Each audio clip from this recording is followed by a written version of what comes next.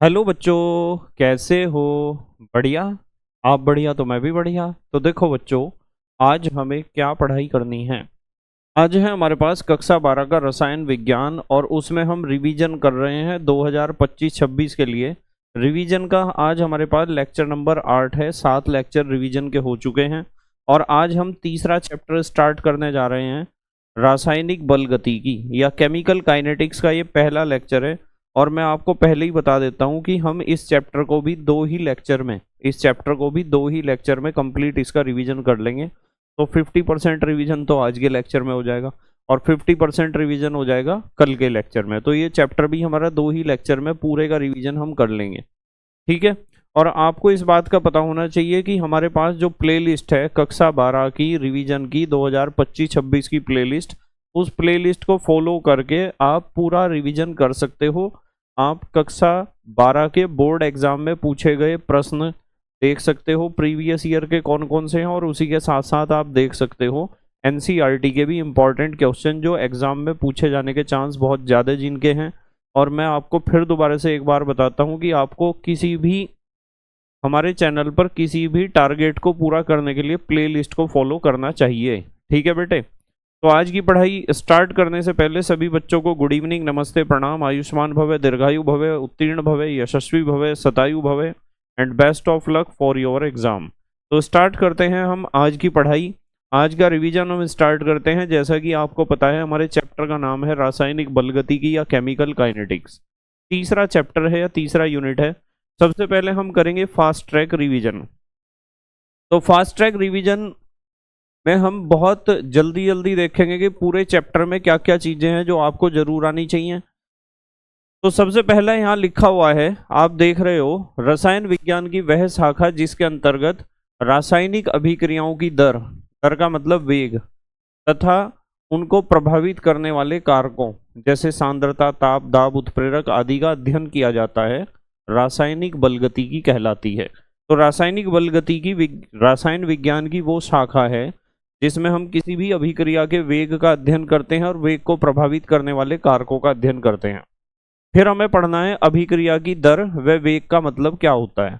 यह आपने पढ़ ही रखा है कि मान लो आपके पास कोई भी रासायनिक अभिक्रिया है, उस रासायनिक अभिक्रिया में एकांक समय में अभिकारकों या उत्पादों की सांद्रता में जितना परिवर्तन होता है उसे हम कहते हैं अभिक्रिया की दर या अभिक्रिया का वेग। तो इकाई समय में किसी अभिकारक या उत्पाद की सांद्रता में होने वाले परिवर्तन को रासायनिक अभिक्रिया की दर या वेग कहते हैं। और अभिक्रिया की दर या वेग निकालने के लिए प्लस माइनस का निशान हम लगाते हैं।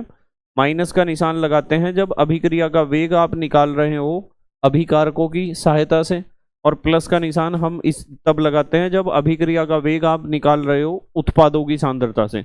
क्योंकि जब रासायनिक अभिक्रिया संपन्न होती है तो अभिकारकों की सांद्रता लगातार घटती जाती है, इसलिए अभिकारकों की सांद्रता की सहायता से जब भी आप अभिक्रिया का वेग निकाल लोगे तो माइनस के निशान का प्रयोग करोगे। जबकि उत्पादों की सांद्रता अभिक्रिया के चलने के दौरान लगातार बढ़ती जाती है, इसलिए उत्पादों की सांद्रता की सहायता से जब भी अभिक्रिया का वेग आप निकाल लोगे तो प्लस का निशान लगाओगे। तो प्लस माइनस जो भी लगना है, अभिकारक या उत्पाद की सांद्रता में परिवर्तन बटे परिवर्तन में लगा समय। जैसे हमारे पास एक उदाहरण है, यह अभिक्रिया है A plus B B is equal to C C plus D D. इसके लिए यदि आप अभिक्रिया का वेग या दर निकालते हो तो ए की सहायता से कैसे निकाल लोगे भाई? ए अभिकारक है तो माइनस का निशान तो लगाना ही है। इसके स्मॉल ए मोल हैं, कितने मोल हैं? स्मॉल ए, तो यहाँ हमें 1/a लिखना पड़ेगा। ये सी सिखाई थी आपको। कैपिटल ए की सांद्रता में परिवर्तन dA/dt। ठीक है। बी के सहायता से निकाल लोगे तो यहाँ भी माइनस का निशान लगाओगे क्योंकि बी भी अभिकारक है, रिएक्टेंट है। स्मॉल बी मोल है तो 1/b लिखेंगे। डी के dB/dt। अब इसकी सहायता से यदि निकाल लोगे तो उत्पाद है, प्लस का निशान लगेगा। स्मॉल सी मोल है तो 1/c, D concentration of C/dt। और कैपिटल डी की हेल्प से निकाल लोगे तो प्लस का निशान आपको पता ही है क्यों लगेगा। स्मॉल डी मोल इसके हैं तो 1/d, D concentration of D/dt। तो यहाँ इस तरीके से आप अभिक्रिया का वेग या अभिक्रिया की दर निकाल सकते हो किसी भी अभिकारक या किसी भी उत्पाद की सांद्रता में होने वाले परिवर्तन के द्वारा। और ये जो मैंने आपको A B C D चारों के हिसाब से अभिक्रिया का वेग या अभिक्रिया की दर निकालनी सिखाई है, इसके ऊपर क्वेश्चन परीक्षा में आता है, जरूर ध्यान रखना, ये बिल्कुल पक्का आना चाहिए आपको। उसके बाद आते हैं हम औसत दर या अभिक्रिया वेग। औसत दर या औसत वेग कह सकते हो आप इसे। तो औसत का मतलब होता है किसी निश्चित समय अंतराल में अभिकारक या उत्पादों की सांद्रता में जितना परिवर्तन होता है किसी निश्चित समय अंतराल में, टाइम इंटरवल में, उसे कहते हैं औसत दर या औसत वेग। तो किसी निश्चित समय अंतराल डेल्टा टी में अभिकारक या उत्पाद की सांद्रता में हुए परिवर्तन डेल्टा सी की दर को अभिक्रिया का औसत वेग या दर कहते हैं। औसत अभिक्रिया वेग को आर एवरेज द्वारा व्यक्त किया जाता है। औसत वेग या R average is equal to minus delta R upon delta T. R का मतलब concentration of reactant upon delta T. आप इसे ऐसे भी लिख सकते हो, माइनस कंसंट्रेशन बाद वाली कंसंट्रेशन माइनस पहली कंसंट्रेशन अपॉन बाद वाला टाइम माइनस पहले वाला टाइम। और यदि प्रोडक्ट के हिसाब से देखो, रिएक्टेंट के हिसाब से जब आपने निकाला तो माइनस के निशान का प्रयोग करा, जबकि रिएक्टेंट के हिसाब से जब भी आप निकाल लोगे, प्रोडक्ट के हिसाब से निकाल लोगे तो प्लस का निशान लगाओगे, क्योंकि प्रोडक्ट माने उत्पाद की सांद्रता बढ़ती है delta P upon delta T. ये कंसंट्रेशन ऑफ पी है। जब भी किसी संकेत को बड़े ब्रैकेट में बंद किया जाता है तो उसका मतलब होता है सांद्रता, कंसंट्रेशन या मोलर कंसंट्रेशन। आप P2 minus P1 upon T2 minus T1 भी लिख सकते हो।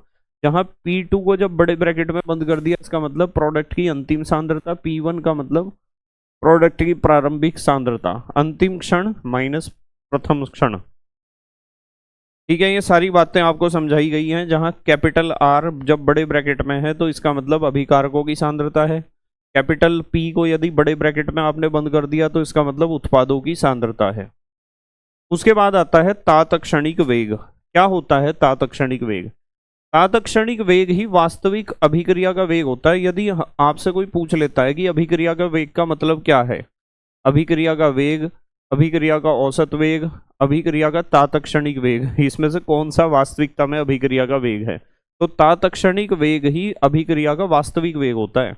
किसी निश्चित क्षण पर अभिकारक या उत्पाद की सांद्रता में जितना परिवर्तन होता है उसे कहते हैं हम तात्क्षणिक वेग। तो मतलब किसी निश्चित समय यानी क्षण पर अभिकारक या उत्पाद की सांद्रता में होने वाले परिवर्तन को, दर लिखने की जरूरत नहीं है, होने वाले परिवर्तन को उस अभिक्रिया का तात्क्षणिक वेग या तात्क्षणिक दर कहते हैं। इसे आर इंस्टेंटेनियस के द्वारा प्रदर्शित किया जाता है। Are instantaneous. तात्क्षणिक वेग अभिक्रिया का वास्तविक वेग कहलाता है। तात्क्षणिक वेग देखो लिख दिया ना कि तात्क्षणिक वेग ही अभिक्रिया का वास्तविक वेग होता है। और अभिक्रिया की दर को प्रभावित करने वाले कारक अब हम देखेंगे। और ये जो नोट्स हैं जो मैं आपको यहाँ पढ़ाता हूँ, यदि आपके पास अवतार का अरिहंत पब्लिकेशन का क्वेश्चन बैंक है तो बहुत अच्छी बात है, और यदि नहीं है तो एप्लीकेशन पर ये सारे PDF आपको मिल जाएंगे लेक्चर के बिल्कुल बाद में। तो जिन बच्चों ने हाइड्रोजन बेस 3.0 का सब्सक्रिप्शन ले रखा है उन बच्चों को जो रिवीजन के लेक्चर चल रहे हैं उस लेक्चर के वीडियो के ठीक सामने आपको क्या मिलेगा? वीडियो के ठीक सामने आपको मिल जाएगा नोट्स जो भी मैं लेक्चर में पढ़ाता हूँ। और नहीं तो आपको बताया मैंने अरिहंत पब्लिकेशन का अवतार का क्वेश्चन बैंक ले लो जो रिसेंट है। अभिक्रिया की दर को प्रभावित करने वाले कारक निम्नलिखित हैं। अभिकारकों की सांद्रता, भाई अभिकारकों की सांद्रता बढ़ने पर अभिक्रिया का वेग बढ़ जाता है। अभिकारकों का पृष्ठीय क्षेत्रफल, यदि आपकी रासायनिक अभिक्रिया में अभिकारक ठोस अवस्था में है तो ठोस अवस्था में अभिकारकों का पृष्ठीय क्षेत्रफल जितना ज्यादा होगा अभिक्रिया का वेग भी उतना ही ज्यादा होगा। सरफेस एरिया जितना ज्यादा होगा। उत्प्रेरक, धनात्मक उत्प्रेरक अभिक्रिया के वेग को बढ़ा देते हैं क्योंकि वे सक्रियण ऊर्जा को घटा देते हैं, जबकि ऋणात्मक उत्प्रेरक अभिक्रिया के वेग को घटा देते हैं क्योंकि वे सक्रियण ऊर्जा को बढ़ा देते हैं। उसके बाद प्रकाश व ताप, कुछ अभिक्रियाएं ऐसी होती हैं जो प्रकाश या ताप की उपस्थिति में जिनका वेग बढ़ जाता है। उसके बाद आता है वेग नियम। ये बहुत इंपॉर्टेंट है वेग नियम। ये प्रायोगिक मान है और ये बताता है कि किसी भी अभिक्रिया का वेग प्रायोगिक रूप से अभिकारकों की सांद्रता की कितनी घातों पर निर्भर करता है या अभिकारकों की सांद्रता पर किस प्रकार निर्भर करता है, कितनी हद तक। तो वह गणितीय व्यंजक जो अभिकारकों की मोलर सांद्रता पर अभिक्रिया की दर की प्रायोगिक निर्भरता को दर्शाता है वेग नियम कहलाता है। तो वह गणितीय व्यंजक जो अभिकारकों की मोलर सांद्रता पर अभिक्रिया की दर की प्रायोगिक निर्भरता को दर्शाता है वेग नियम कहलाता है। और वेग स्थिरांक या विशिष्ट अभिक्रिया वेग क्या है? भाई वेग नियम में मैंने आपको समझाया था कि रेट ऑफ रिएक्शन जो है वो यहाँ रेट कांस्टेंट है और ए की सांद्रता की घात मान लो x है और b की सांद्रता की घात y है। और ये हमारे पास मान लो एक रासायनिक अभिक्रिया थी AA plus BB is equal to product. तो इस रिएक्शन में आपको ध्यान से ये समझना है कि जो हम अभिक्रिया का वेग या रेट ऑफ रिएक्शन निकाल रहे हैं वो A की सांद्रता की घात x और B की सांद्रता की घात y पर निर्भर करता है। ये x और y के मान A और B के बराबर हो भी सकते हैं और नहीं भी हो सकते हैं, ठीक है। तो ध्यान रखना ये होता है वेग नियम या दर व्यंजक। उसके बाद हमें पता होना चाहिए वेग स्थिरांक या विशिष्ट अभिक्रिया वेग, जो इसमें k से प्रदर्शित करा था हमने इस सूत्र में वेग नियम में। तो वेग स्थिरांक k या विशिष्ट अभिक्रिया वेग k। तो यदि आपके पास कोई रासायनिक अभिक्रिया है और उस अभिक्रिया में अभिकारकों की सांद्रता एकांक है, तो उस अभिक्रिया का जो वेग होगा ना वही वेग स्थिरांक होगा। यानी जब किसी रासायनिक अभिक्रिया में अभिकारकों की सांद्रता 1 मोल प्रति लीटर होती है सबकी अलग अलग, तो उस अभिक्रिया का वेग ही अभिक्रिया का वेग स्थिरांक कहलाता है। किसी अभिक्रिया का वेग स्थिरांक या विशिष्ट अभिक्रिया वेग उस समय, ध्यान से देखना, उस समय अभिक्रिया के वेग के बराबर होता है जब प्रत्येक अभिकारक की सांद्रता इकाई हो या 1 मोल प्रति लीटर हो। यदि अभिक्रिया में एक से अधिक अभिकारक हों तो प्रत्येक अभिकारक की सांद्रता इकाई होनी चाहिए। हर एक की सांद्रता 1 मोल प्रति लीटर होगी तो अभिक्रिया का जो वेग होगा उसे ही आप वेग स्थिरांक मान के चलोगे या विशिष्ट अभिक्रिया वेग मान के चलोगे। और ये वाला क्वेश्चन बहुत इंपॉर्टेंट है, वेग स्थिरांक की इकाई। वेग स्थिरांक का मात्रक जब भी निकालना हो आपको तो ऐसे निकाल लो, मोल प्रति लीटर, चलो ऐसे नहीं, ऐसे लिखते हैं, ऐसे लिखते हैं मोल प्रति लीटर की घात 1 minus n into second inverse. और यदि गैसीय अभिक्रिया है तो ATM एटमॉस्फेयर वायुमंडलीय दाब की घात 1 minus n into second inverse. ये दो तरीके हैं। ये तो उस अभिक्रिया के लिए है जो द्रव रूप में है जिसमें अभिकारक, और यदि अभिकारक गैसीय रूप में है तो ये वाला फार्मूला लगेगा। आप किसी भी अभिक्रिया के लिए वेग स्थिरांक k का मात्रक निकाल सकते हो, किसी भी अभिक्रिया के लिए, चाहे वो शून्य कोटि की है चाहे प्रथम कोटि की। यहाँ n का मतलब अभिक्रिया की कोटि से ही है, n का मतलब अभिक्रिया की कोटि से है। जो आपने अभी वेग नियम देखा था, मैंने वेग नियम लिखा था, वेग नियम ये लिखा था कि rate of reaction is equal to rate constant A के कंसंट्रेशन की पावर x और b के कंसंट्रेशन की पावर y। ये वेग नियम है। इसमें जो अभिकारकों की सांद्रता की जो घात है इन्हें आप जोड़ दो x प्लस वाई को, इसका मतलब ही है n, इसका मतलब n है, ठीक है। तो आप यदि n का मान 0 आया तो शून्य कोटि की अभिक्रिया है, n का मान यदि 1 आया तो प्रथम कोटि की अभिक्रिया है। और n के आधार पर आप किसी भी अभिक्रिया का वेग स्थिरांक k का मात्रक बता सकते हो, ठीक है। ये मात्रक जो है दो के याद रखना, एक तो शून्य कोटि की अभिक्रिया, एक प्रथम कोटि की अभिक्रिया, यही दो हमारे कोर्स में है। इन्होंने इस फार्मूले को ऐसे लिख रखा है, मोल की घात 1 माइनस n, लीटर की घात n माइनस 1, और हमने मोल प्रति लीटर करा और इसके ऊपर लिखा पूरे ब्रैकेट के 1 माइनस n और सेकंड इनवर्स है, ठीक है।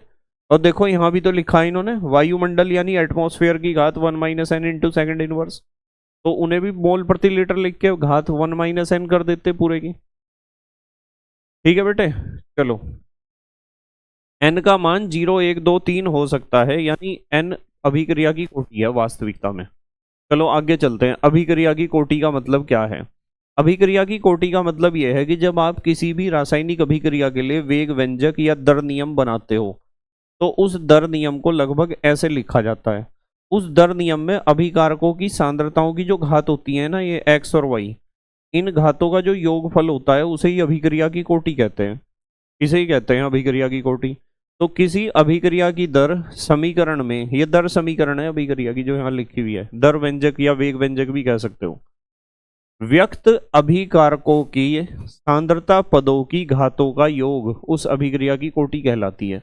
वैसे तो फ्रेश लेक्चर में मैंने अभिक्रिया की कोटि की बहुत सारी बढ़िया बढ़िया परिभाषाएं आपको बता रखी हैं, समझा भी रखा है। जैसे इस रिएक्शन को देखें हम, इस रिएक्शन में हमने जब वेग नियम या दर व्यंजक या वेग समीकरण लिखी तो ये लिखी प्रयोगशाला में जाके, इसमें अभिकारकों की सांद्रताओं की घात x और y है, तो हमने दोनों को जोड़ दिया, जोड़कर जो भी आएगा वही अभिक्रिया की कोटि है। अब ये x और y के जो मान हैं, यहाँ जो x और y है ये a और b के बराबर भी हो सकते हैं और अलग अलग भी हो सकते हैं। यहाँ लिखा हुआ है x तथा y का मान a तथा b के समान भी हो सकता है तथा उनसे भिन्न भी। कोटि के आधार पर अभिक्रियाओं को शून्य कोटि, प्रथम कोटि, द्वितीय कोटि, तृतीय कोटि की अभिक्रियाओं में वर्गीकृत किया जा सकता है। और हमारे कोर्स में शून्य और प्रथम कोटि की अभिक्रिया ही है, ध्यान रखना। तो पहले आती है शून्य कोटि की अभिक्रिया। शून्य कोटि की अभिक्रिया का मतलब यह है कि आप किसी ऐसी अभिक्रिया को देख रहे हो जिसमें अभिक्रिया का जो वेग नियम है या दर नियम है या वेग व्यंजक है, उसमें अभिकारकों की सांद्रताओं की घात कितनी है, 0 है। यानी वास्तविकता में अभिक्रिया का वेग किसी भी अभिकारक की सांद्रता पर निर्भर नहीं कर रहा है। तो ऐसी अभिक्रिया को हम कहते हैं शून्य कोटि की अभिक्रिया।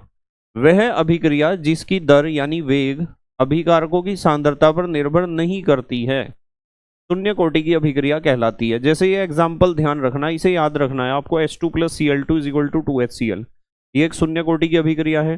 2NH3 = N2 + 3H2, ये भी शून्य कोटि की अभिक्रिया है। 2N2O = 2N2 + O2, ये भी एक शून्य कोटि की अभिक्रिया है। इन एग्जाम्पल को आपको याद रखना है। यदि आप इस पहले एग्जाम्पल को देखो, H2 + Cl2 = 2HCl, इसमें जब वेग नियम बनाया या दर व्यंजक बनाया प्रयोगशाला की सहायता से, तो यहाँ अभिक्रिया की दर बराबर k, हाइड्रोजन की सांद्रता की घात भी 0 आई, Cl2 की सांद्रता की घात भी 0 आई। तो जब 0 + 0 करोगे तो कितना आ जाएगा, 0। इसका मतलब ये शून्य कोटि की अभिक्रिया है। ठीक है, इसका मतलब रेट ऑफ रिएक्शन जो है, रेट ऑफ रिएक्शन अभिक्रिया की दर, वो k के बराबर आ जाएगा। किसके बराबर आ जाएगा, k के। ठीक है, क्योंकि किसी भी संख्या की घात 0 है तो उसका मान तो 1 होगा। k गुणा इसकी घात 0 है तो इसका मान भी 1 होगा। k गुणा 1 बराबर k ही तो बैठेगा। इसी तरीके से जब इस वाले रिएक्शन के लिए हमने देखा वेग नियम, तो ये आया k × NH3 की सांद्रता की घात 0 आई, तभी तो हमने कहा कि ये शून्य कोटि की अभिक्रिया है। इसके लिए जब वेग नियम देखा तो दर बराबर k N2O की सांद्रता की घात 0 आई, तभी तो हमने कहा ये शून्य कोटि की अभिक्रिया है। और जहां k क्या है, वेग स्थिरांक है, जहां भी लिखा हुआ है। इन अभिक्रियाओं के लिए वेग स्थिरांक का मात्रक mole litre inverse second inverse होता है। कैसे होता है देखो, मैं अभी बता देता हूं आपको। यदि आप किसी भी शून्य कोटि की अभिक्रिया के लिए वेग स्थिरांक का मात्रक निकाल लोगे, आपके पास कोई भी शून्य कोटि की अभिक्रिया है, उसके लिए आप वेग स्थिरांक का मात्रक निकाल रहे हो, तो कैसे निकाल लोगे देखो। वेग स्थिरांक k का मात्रक निकालने का तरीका यह है, निकालने का तरीका क्या है, मोल प्रति लीटर की घात 1 - n × सेकंड इनवर्स, यही तो है। और शून्य कोटि की अभिक्रिया है तो n की जगह क्या रखेंगे हम, 0। तो ये हो जाएगा मोल प्रति लीटर की घात 1 - 0 × सेकंड इनवर्स। तो 1 - 0 का मतलब तो 1 है, तो ये हो जाएगा मोल प्रति लीटर × सेकंड इनवर्स। या फिर आप इसे ऐसे भी लिख सकते हो, मोल लीटर बटे में है तो लीटर भी इनवर्स कर दो और सेकंड भी इनवर्स कर दो। ठीक है, देखो mole litre inverse second inverse, यही तो है। तो आपके पास ये दो आपको याद होने चाहिए भाई, प्रथम कोटि की अभिक्रिया के लिए और शून्य कोटि की अभिक्रिया के लिए वेग स्थिरांक के मात्रक। जो शून्य कोटि की अभिक्रिया के लिए वेग स्थिरांक का मात्रक होता है वो तो वही होता है जो वेग का मात्रक होता है, मोल प्रति litre, mole litre inverse second inverse कह दो चलो। और जो प्रथम कोटि की अभिक्रिया है उसके लिए वेग स्थिरांक का मात्रक आएगा सेकंड इनवर्स, प्रथम कोटि की अभिक्रिया के लिए। आगे क्वेश्चन आ जाएगा जब ही बता दूंगा मैं, वैसे फार्मूला मैंने आपको बता दिया। यूं कहा, शून्य कोटि की अभिक्रिया के समाकलित वेग समीकरण या समाकलित वेग नियम को व्यक्त करती है। पहला फार्मूला है k, यह है rate of reaction is equal to rate constant. और इसमें एक चीज और है देखो, यह है इसे ध्यान रखना आप, इस वाले को, k is equal to X upon T, या फिर k is equal to 1/t प्रारंभिक सांद्रता माइनस अंतिम सांद्रता। वैसे इसकी ज्यादा जरूरत पड़ेगी k is equal to X upon T, जहां जरूरत पड़ेगी मैं आपको बता दूंगा। एक इस बात का ध्यान रखना है कि शून्य कोटि की अभिक्रिया का, शून्य कोटि की अभिक्रिया का अर्धायुकाल टी हाफ अभिकारक की प्रारंभिक सांद्रता A0 के समानुपाती होता है तथा इसे निम्न व्यंजक द्वारा प्रदर्शित किया जाता है। तो जब भी आपको कोई भी, मान लो फर्स्ट ऑर्डर रिएक्शन है या जीरो ऑर्डर रिएक्शन है, उसके लिए सिर्फ इस फार्मूले को यूज करना है, चाहे कोई सी भी अभिक्रिया की कोटि हो, ये फार्मूला निकल जाएगा आपका। इसकी सहायता से, आप फार्मूले की सहायता से आप क्वेश्चन को कर लोगे बड़ी आसानी से। ठीक है, देखो ये है टी हाफ अनुक्रमानुपाती, यह है A0 का मतलब है प्रारंभिक सांद्रता, और यह है A0 अपॉन 2K0। ठीक है, A अपॉन 2K कह सकते हो आप इसे, A upon 2K, A upon 2K यहाँ लिखा हुआ है। आप इस चीज को ऐसे लिख सकते हो कि प्रथम कोटि की अभिक्रिया है, सॉरी शून्य कोटि की अभिक्रिया है, और उसके लिए आपको अर्धायु काल निकालना है, तो आप ऐसे निकाल लोगे, प्रारंभिक सांद्रता A मान ली आपने, और ये है क्या, रेट कांस्टेंट, अभिक्रिया का वेग। जहां जरूरत पड़ेगी वहां डिटेल में एक्सप्लेन करेंगे, आगे आ जाओ आप। अब हम बात करेंगे प्रथम कोटि की अभिक्रिया की। आपको पता है कि शून्य कोटि की अभिक्रिया वो होती है जिसका वेग किसी भी अणु की सांद्रता पर निर्भर नहीं करता है। इसी क्रम में प्रथम कोटि की अभिक्रिया वो होती है जिसका वेग केवल एक अणु की सांद्रता पर निर्भर करता है, केवल एक अणु की सांद्रता पर। तो वह अभिक्रिया जिसकी दर एक अभिकारक की सांद्रता की प्रथम घात के समानुपाती होती है, प्रथम कोटि की अभिक्रिया कहलाती है। जैसे इस रिएक्शन को देखो, 2N2O5 is equal to 4NO2 plus O2। भाई एक तो शून्य कोटि की अभिक्रिया के जो उदाहरण मैंने आपको लिखवा रखे हैं और जो यहाँ दिखाई दे रहे हैं, शून्य कोटि की अभिक्रिया के भी वे उदाहरण याद करके जाओ, और प्रथम कोटि की अभिक्रिया के भी वे उदाहरण याद करके जाओ, बिल्कुल पक्का। ठीक है, हम जो है ना वहाँ प्रयोगशाला में तो लेके घुसने के नहीं है एग्जाम में रिएक्शन को, तो इसलिए हमें इन्हें याद करके रखना चाहिए, लर्न कर लेना चाहिए। शून्य कोटि की अभिक्रिया के 4-5 एग्जाम्पल आपको याद होने चाहिए, प्रथम कोटि की अभिक्रिया के 4-5 एग्जाम्पल याद होने चाहिए, क्योंकि हमारे कोर्स में शून्य और प्रथम कोटि की अभिक्रियाएं हैं, द्वितीय तृतीय कोटि की अभिक्रिया को देखने की बिल्कुल भी आवश्यकता नहीं है आपको। जैसे ये एग्जाम्पल है 2N2O5 is equal to 4NO2 plus O2। इसमें यदि अभिक्रिया का वेग आप निकाल रहे हो तो आप, वेग नियम है ये, वेग नियम कह दो या दर व्यंजक कह दो या वेग व्यंजक कह दो, कि N2O5 की सांद्रता की घात 1 है, तो यहाँ N2O5 की सांद्रता की घात 1 है, तो इसका मतलब ये एक प्रथम कोटि की अभिक्रिया है।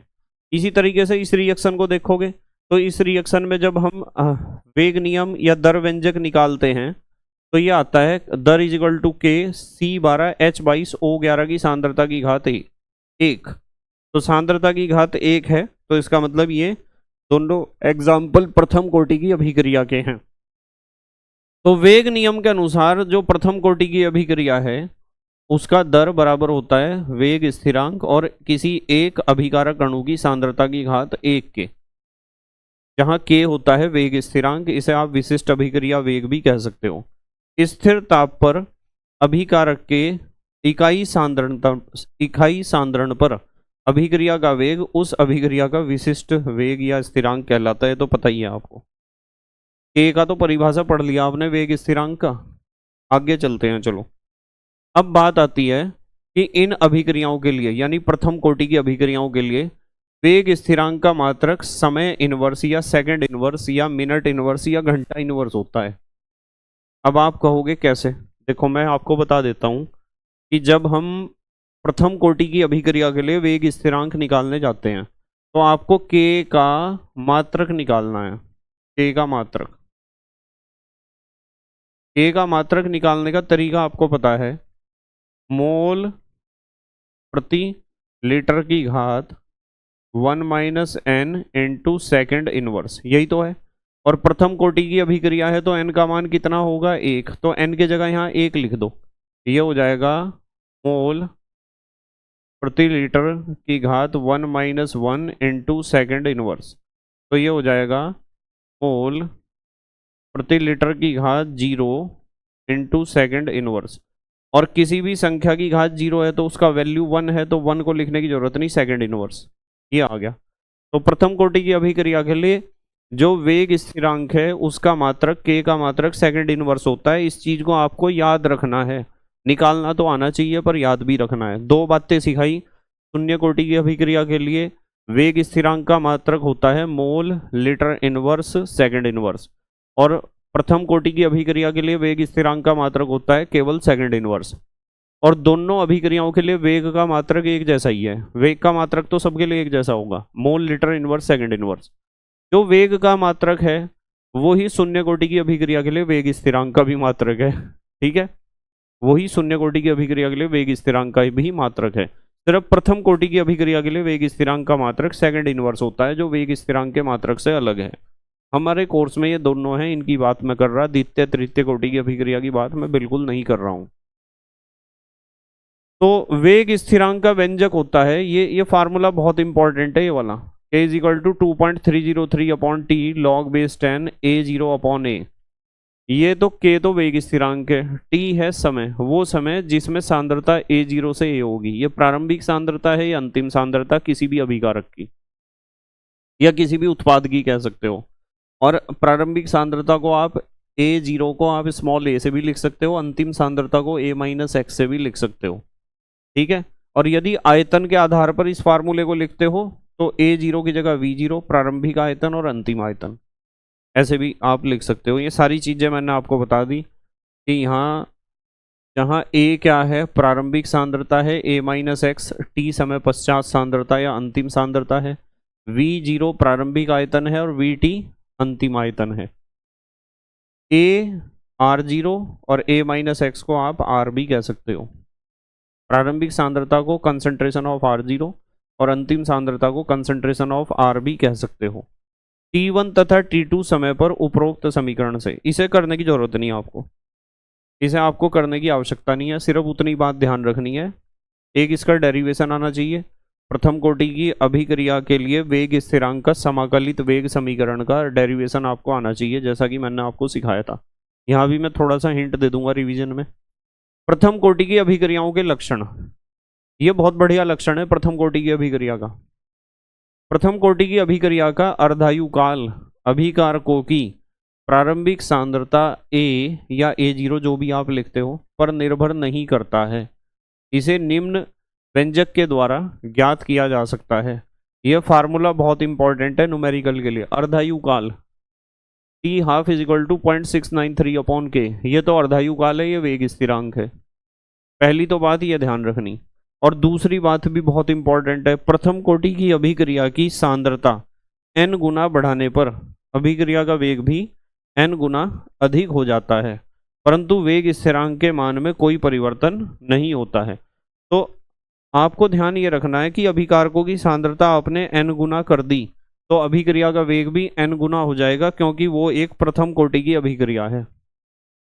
उसके बाद आ जाती है अभिक्रिया की आणविकता या मॉलिक्यूलरिटी ऑफ ए रिएक्शन। क्या है? प्राथमिक अभिक्रियाओं में, प्राथमिक अभिक्रिया कहते हैं प्रारंभिक अभिक्रिया को या सरल अभिक्रिया को जो एक स्टेप में पूरी होती हो, उसे कहते हैं प्राथमिक अभिक्रिया कह दो, प्रारंभिक अभिक्रिया कह दो या सरल अभिक्रिया कह दो, मर्जी आपकी है। तो यहाँ है प्राथमिक अभिक्रिया में भाग लेने वाले अभिकारक अणुओं की कुल संख्या अभिक्रिया की आणविकता कहलाती है। क्या कहलाती है? आणविकता। मान लो आपके पास कोई सरल संतुलित रासायनिक अभिक्रिया है और उसमें जितने भी अणु भाग लेते हैं उन अणुओं की संख्या गिन लो आप, उसे ही हम कहते हैं अभिक्रिया की आणविकता।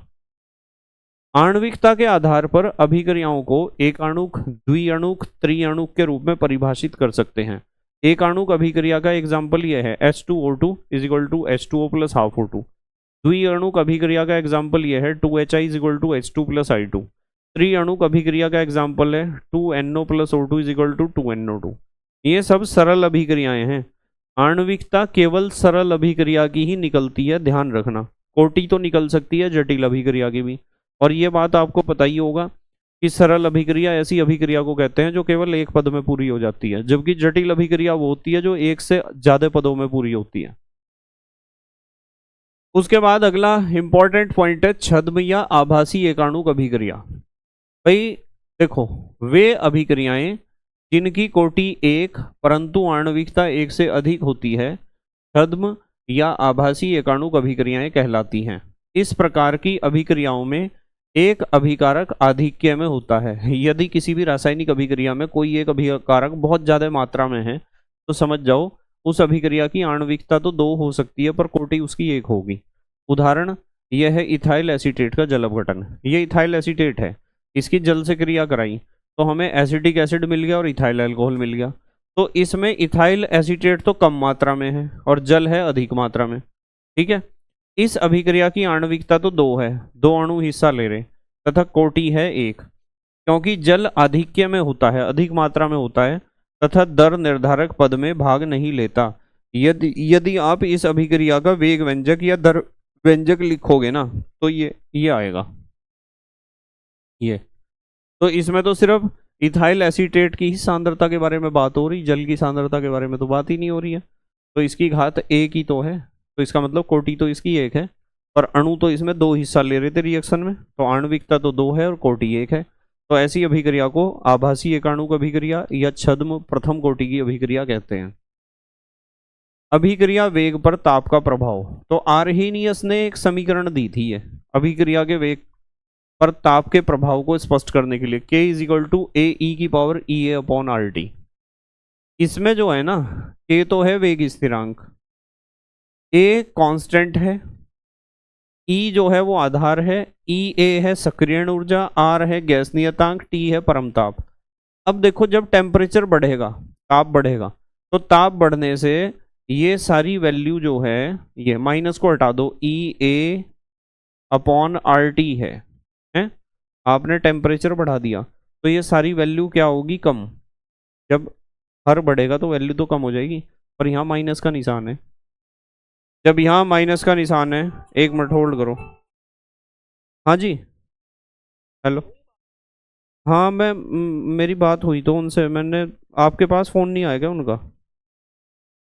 चलो मैं अभी थोड़ी देर में करूँगा, जरा मेरे पास 15-20 मिनट का लेक्चर रह रहा मेरा और। हाँ जी, कहाँ है? अच्छा,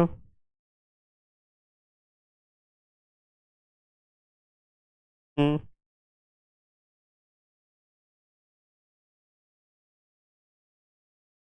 चलो मैं देख रहा हूँ, मैं देख रहा हूँ। ठीक ठीक,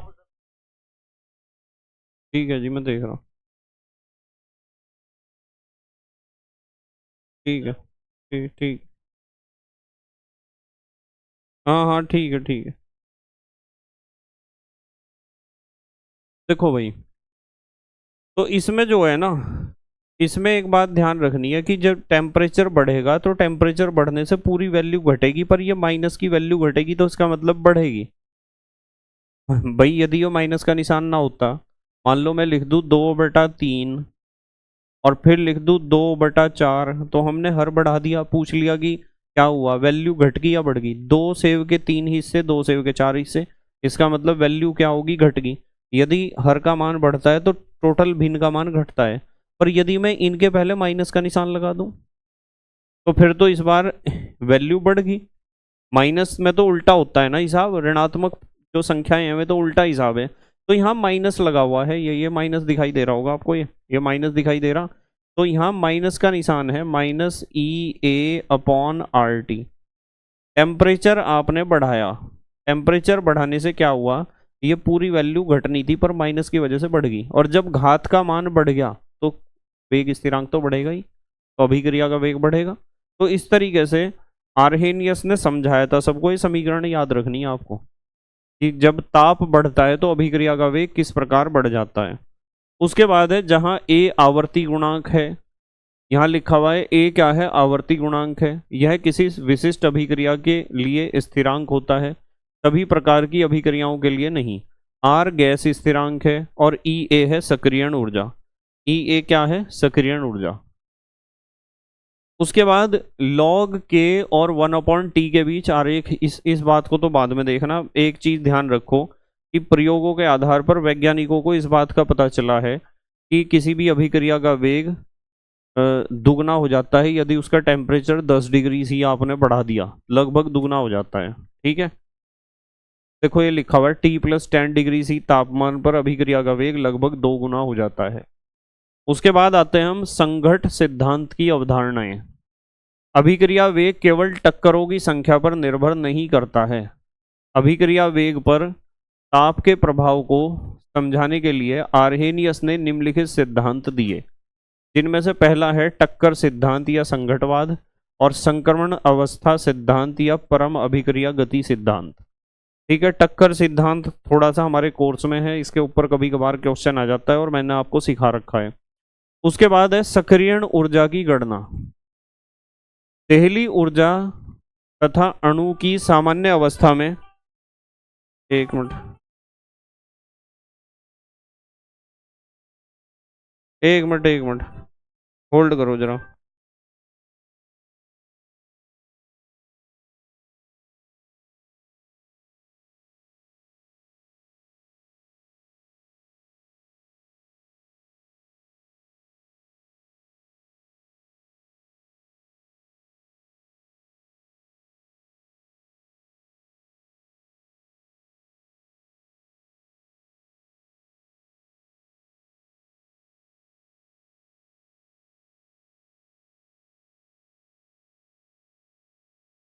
तो भाई इसमें जो है ना, पहली ऊर्जा, आ रही ना साउंड, पहली ऊर्जा तथा अणु की सामान्य अवस्था में ऊर्जा का अंतर सक्रियण ऊर्जा कहलाता है। पहली ऊर्जा तथा अणु की सामान्य अवस्था में ऊर्जा का अंतर सक्रियण ऊर्जा कहलाता है। इसकी गणना आर्हेनियस समीकरण के निम्न रूप से की जा सकती है। तो ये भी आर्हेनियस समीकरण का दूसरा रूप है, log k2/k1 is equal to EA/2.303 R T2 minus T1/T1 T2। कभी कभार इसके ऊपर कोई न्यूमेरिकल आ जाता है, इसे आपको याद रखना है फार्मूले को। ठीक है, अलग अलग टेम्परेचर पर आप सक्रियण ऊर्जा निकाल सकते हो। तो इस क्रम में हमने पूरे चैप्टर का एक ओवरव्यू ले लिया फास्ट ट्रैक रिवीजन में, हमने फास्ट ट्रैक रिवीजन कर लिया। अब हम आ जाते हैं कौन कौन से क्वेश्चन बोर्ड परीक्षा में पूछे गए हैं इस चैप्टर में से। सबसे पहले हैं बहुविकल्पीय प्रश्न 1 नंबर वाले। कौन कौन से क्वेश्चन हैं इसमें, बोर्ड एग्जाम के और एनसीईआरटी के दोनों तरह के क्वेश्चन इंक्लूड हैं। जैसे ये पहला क्वेश्चन है, अभिक्रिया half A is equal to 2b के लिए ए के विघटन की दर और बी के बनने की दर से निम्नलिखित प्रकार से संबंधित है।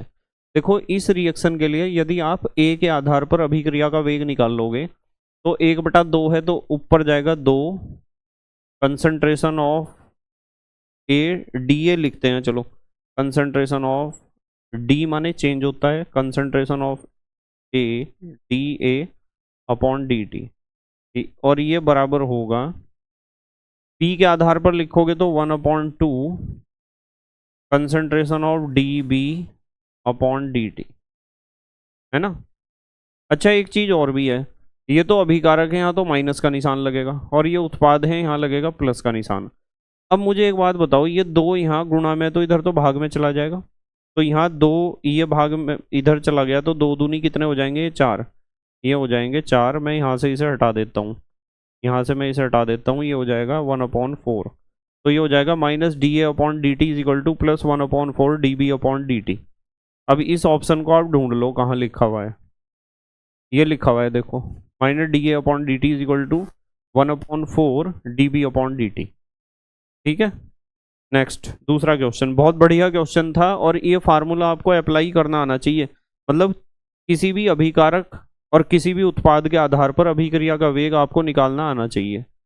आ जाओ आगे चलते हैं। सूत्र K is equal to A e upon E A upon R T, A e की power minus E A upon R T के लिए सत्य कथन है। K साम्य स्थिरांक है, नहीं भाई वेग स्थिरांक है। R रिडबर्ग नियतांक है, नहीं R तो गैस नियतांक है। A अधिशोषण गुणांक है, नहीं तो नहीं। ई ए सक्रियण ऊर्जा है, ये बात बिल्कुल सही है, ई ए सक्रियण ऊर्जा है, एक्टिवेशन एनर्जी या एनर्जी ऑफ एक्टिवेशन। नेक्स्ट अगला क्वेश्चन देखते हैं। द्वितीय कोटि अभिक्रिया के वेग स्थिरांक की इकाई है, ये तो आपको याद कर लेना है, द्वितीय कोटि की अभिक्रिया के लिए वेग स्थिरांक की इकाई वैसे निकालना चाहते हो तो द्वितीय कोटि की अभिक्रिया है मोल प्रति लीटर की घात 1 माइनस एन, द्वितीय कोटि की अभिक्रिया है सेकंड इनवर्स। तो ये हो जाएगा मोल प्रति लीटर की घात -(-1) इंटू सेकेंड इनवर्स। -1 ही तो आएगा, इसे आप ऐसे लिख सकते हो मोल की पावर -1 और लीटर की, नीचे -1 है तो ऊपर +1 और second inverse. Mole inverse litre second inverse. अब ढूंढ लो आप, देखो mole inverse litre second inverse आ गया, ये आंसर है। ये फार्मूला बहुत काम का है। यदि वेग स्थिरांक का मात्रक बताना हो तो मोल प्रति लीटर की घात 1 minus N into second inverse. N की जगह मैंने 2 क्यों लिखा, क्योंकि हमारी अभिक्रिया थी द्वितीय कोटि की। नेक्स्ट अगला क्वेश्चन। अगला क्वेश्चन है एक अभिक्रिया के लिए वेग स्थिरांक k का मान इतना है, अभिक्रिया की कोटि बताओ। तो देखो यहाँ देखो, सिर्फ इसे देखो, इसे देखने की जरूरत नहीं है। यह है litre mole inverse second inverse, तो अभिक्रिया की कोटि बतानी है। अभी ये मात्रक हमने निकाला कि ये होता है द्वितीय कोटि की अभिक्रिया के लिए। तो आपको सिर्फ वेग स्थिरांक का मात्रक देखना है, वेग स्थिरांक का अंकिक मान नहीं देखना, मात्रक। मात्रक से पता चलेगा कि कौन सी अभिक्रिया है, कौन सी कोटि की अभिक्रिया है। उसके बाद निम्नलिखित में से कौन सी अभिक्रिया शून्य कोटि की अभिक्रिया है। तो ये तो याद करने वाला क्वेश्चन है। ये शून्य कोटि की अभिक्रिया में मैंने आपको एग्जाम्पल दिया था, ये शून्य कोटि की अभिक्रिया, इसे तो आपको याद करना पड़ेगा। नेक्स्ट अगला क्वेश्चन, एक शून्य कोटि की अभिक्रिया a + b = c के लिए वेग दर है। शून्य कोटि की अभिक्रिया है तो a और b की सांद्रता की घात 0 आनी चाहिए। देखो ये दी 0, यही है इसका सही उत्तर है। a की सांद्रता की घात भी 0 है, b की सांद्रता की घात भी 0 है। शून्य कोटि की अभिक्रिया में सभी अभिकारकों की सांद्रताओं की घात 0 होती है, वेग नियम में या दर नियम में। dx, सातवां क्वेश्चन, dx/dt अनुक्रमानुपाती है a की सांद्रता की घात 0। इसमें अभिक्रिया की कोटि कितनी है। तो अभी घात 0 है तो शून्य कोटि की अभिक्रिया होगी, कौन सी होगी, शून्य कोटि की अभिक्रिया। नेक्स्ट अगला क्वेश्चन, अभिक्रिया 2H2O2 = 2H2O + O2 के लिए rate of reaction = rate constant into H2O2 की कंसंट्रेशन। यह अभिक्रिया है, सांद्रता की घात 1 है ना, 1 है तो प्रथम कोटि की अभिक्रिया है।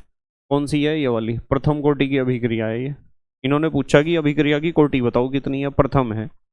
नेक्स्ट अगला क्वेश्चन, अगला क्वेश्चन है प्रथम कोटि की अभिक्रिया के लिए वेग स्थिरांक k का समीकरण है। ये तो याद रखना है आपको, ये formula k = 2.303/t log⁻10 a/a-x, या प्रारंभिक सांद्रता बटे अंतिम सांद्रता भी लिख सकते हो इसे।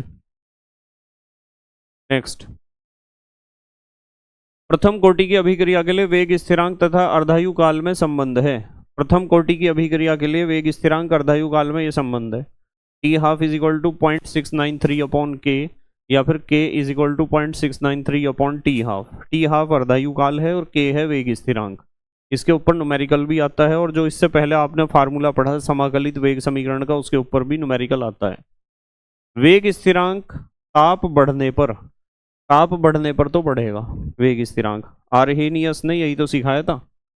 नेक्स्ट अगला, प्रथम कोटि की अभिक्रिया के लिए A0 प्रारंभिक सांद्रता तथा t समय पश्चात सांद्रता A है। निम्न में से शुद्ध व्यंजक है।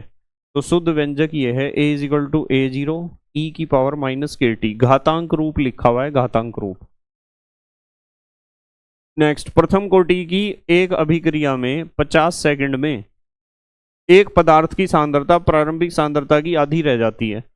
यानी इन्होंने t½ दे रखा है, आधी रहेगी सांद्रता, तो अर्धायु काल है 50 सेकंड, ठीक है, आधी रह जाती है। वेग स्थिरांक k का मान बताओ, और प्रथम कोटि की अभिक्रिया है जिसका न्यूमेरिकल आना है। आपको पता है k = 0.693/t²। कितना हो जाएगा, 0.693/t½ तो दे रखा है 50। कर लोगे कैलकुलेट, कैलकुलेट कर लेना, आंसर आ जाएगा। इस तरह करना है ये वाला सवाल, 0.693/t²। मैं तरीका बता रहा हूँ आपको कैसे करना है। नेक्स्ट क्वेश्चन नंबर 14, प्रथम कोटि की अभिक्रिया के 90% पूर्ण होने में लगा समय होता है अर्धायु काल का कितने गुना। वैसे तो इस क्वेश्चन को सबको याद कर लेना चाहिए। 90% रिएक्शन पूरे होने में समय अर्धायु काल का 3.3 गुना होता है, और यदि नहीं याद करते और आप सॉल्व ही करके दिखाते हो तो यहाँ यहाँ देखो मैं बताता हूँ। 90% रिएक्शन पूरी करनी है, उसमें कितना समय लगेगा, मैं यहाँ लिख देता हूँ T90। T90 is equal to 2.303 upon K log प्रारंभिक सांद्रता अंतिम सांद्रता। 90% रिएक्शन हुई ना, तो 90%। और किससे हम कर रहे तुलना, अर्धायु काल से, तो अर्धायु काल बटे में मैं लिखूंगा T½ या T50 लिख दूं। T½ नहीं लिखते तो T50 लिख दो, अर्धायु काल का मतलब T50 है। 2.303 अपॉन के लॉग प्रारंभिक सांद्रता 100, प्रतिशत में सवाल चल रहा, प्रारंभिक सांद्रता 100 और 50% रिएक्शन हो चुकी है। इसे सॉल्व कर लेना, उत्तर आ जाएगा आपका कि T90 T50 से किस प्रकार संबंधित है। इसमें ये तो पूरा मामला उड़ ही गया। और यहाँ कितना बचा, 100/10, यानी ये तो हो गया log 10, और ये हो गया 100/50, यानी 50 दूनी 100, ये log 2 हो गया, वो log 10, ये log 2। log 2 की वैल्यू आपको याद ही है, कैलकुलेट करोगे तो ये आएगा उत्तर, यानी T½ का 3.3 टाइम्स। ये बहुत, ये कॉन्सेप्ट आपको पता होना चाहिए कि किस तरीके से मैंने क्वेश्चन को सॉल्व किया है। नेक्स्ट अगला क्वेश्चन देखो। अगला क्वेश्चन है हमारे पास, प्रथम कोटि की अभिक्रिया के 90% पूरे होने में, ये तो था ही, ये तो क्वेश्चन बताया ही मैंने आपको। नेक्स्ट अगला क्वेश्चन देखो। अगला क्वेश्चन है, यदि किसी प्रथम कोटि की अभिक्रिया का 90% 90 मिनट में पूरा हुआ हो तो 50% पूर्ण होने में लगने वाला समय होगा। देखो कितना बढ़िया है ये क्वेश्चन भी बहुत बढ़िया है। देखता हूँ जगह है क्या कहीं। 90% 90 मिनट में पूरा हुआ तो 50% कितने समय में पूरा होगा, ये पूछ रहे हैं हमारे से। T50 2.303 अपॉन के T50 है ना, लॉग प्रारंभिक सांद्रता 100, प्रारंभिक सांद्रता 100 और 50% रिएक्शन पूरी हो चुकी है। ये तो घटा घटू के लॉग की वैल्यू निकल जाएगी। और 90 मिनट में पूरा हुआ, ये 90 मिनट है, 90 मिनट में पूरा हुआ 90%, तो 90% का मतलब क्या है, 90% का मतलब ये है कि ये तो हुआ आपका प्रारंभिक सांद्रता 100, प्रारंभिक सांद्रता 100, 90% पूरा हो गया। कर लोगे कैलकुलेट, तो यहाँ से आपको T50 पता चल जाएगा कितना आया। T½ जिसे आप कहते हो, ये तो कैंसिल ही हो गया, ये ऊपर आ जाएगा log 2, नीचे आ जाएगा log 10। log 10 की वैल्यू 1 होती है, log 2 की होती है 2.303। ठीक है, बहुत बढ़िया क्वेश्चन है। इस तरीके से ये क्वेश्चन मैंने सारे करा रखे हैं आपको लिख लिख कर। अभी तो मैं रिवीजन करा रहा हूँ, इसलिए मैं आपको रिवाइज करवा रहा हूँ कि हाँ इस तरह होगा ये क्वेश्चन, ध्यान रखना।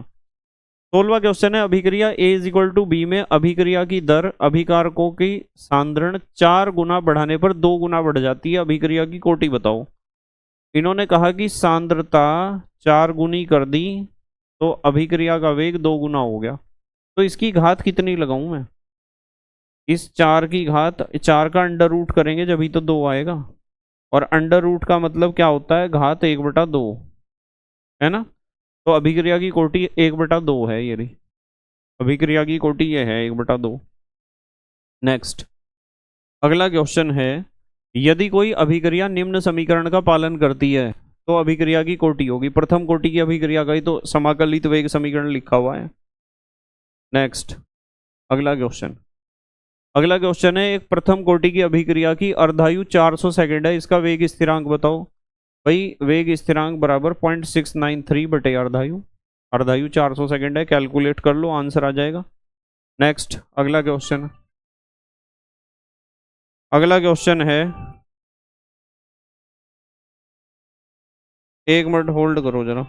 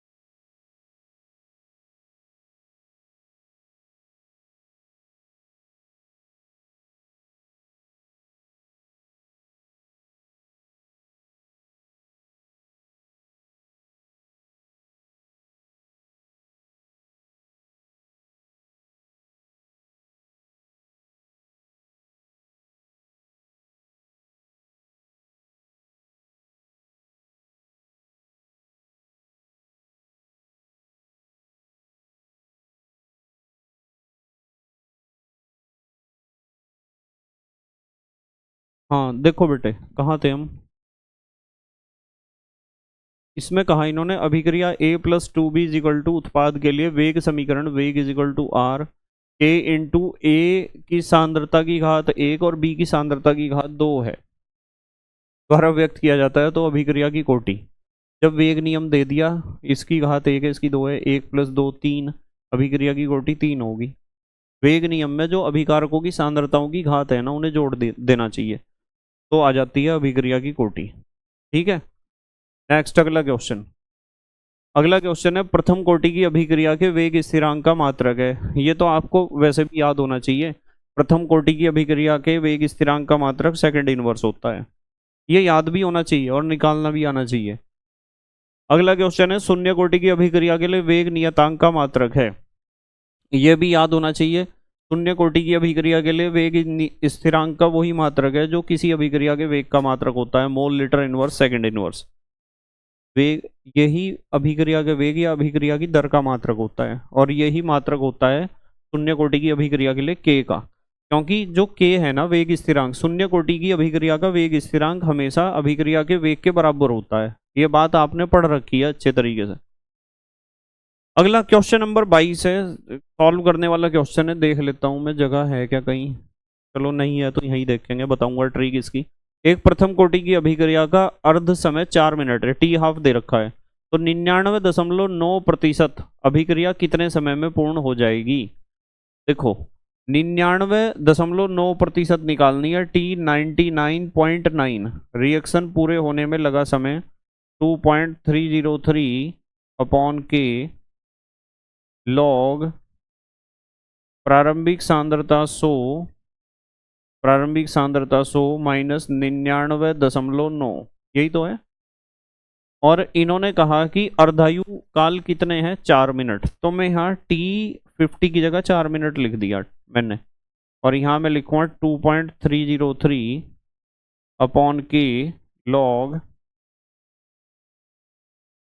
50 है, तो प्रारंभिक सांद्रता 100 और अंतिम घटा दी इसमें से 50। अब ये तो कैंसिल हो ही जाता है, इसलिए तो मैं ऐसा करवाता हूँ क्वेश्चन को।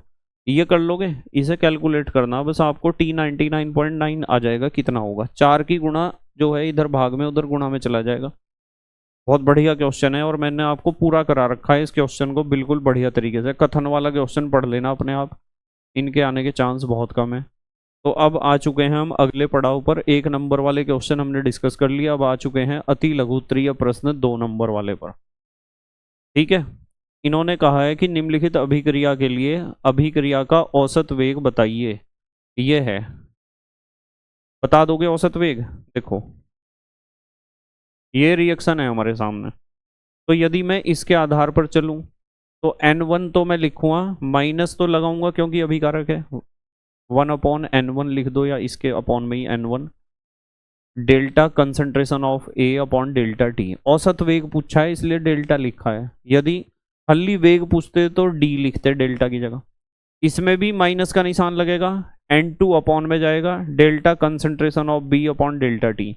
इन दोनों में प्लस का M1 M2 है, तो प्लस M1 अपॉन में, यहाँ M2 अपॉन में, delta concentration of C upon delta T, delta concentration of D upon delta T.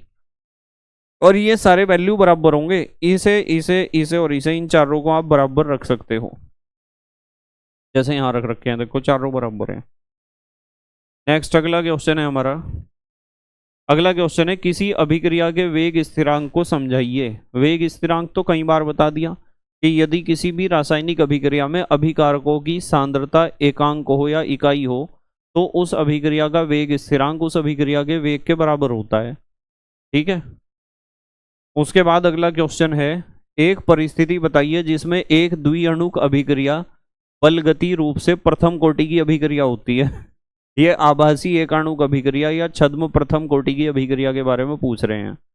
ऐसा तब होता है जब किसी रासायनिक अभिक्रिया में 2 अणु हिस्सा लेते हैं, उसकी आणविकता तो होती है 2, पर उन दोनों अभिकारक अणुओं में से एक अणु की सांद्रता या एक अभिकारक की सांद्रता बहुत ज्यादा होती है, एक अभिकारक आधिक्य में होता है, अधिक मात्रा में होता है। तो ऐसी स्थिति में अभिक्रिया का वेग केवल एक ही अणु की या एक ही अभिकारक अणु की सांद्रता पर निर्भर करता है।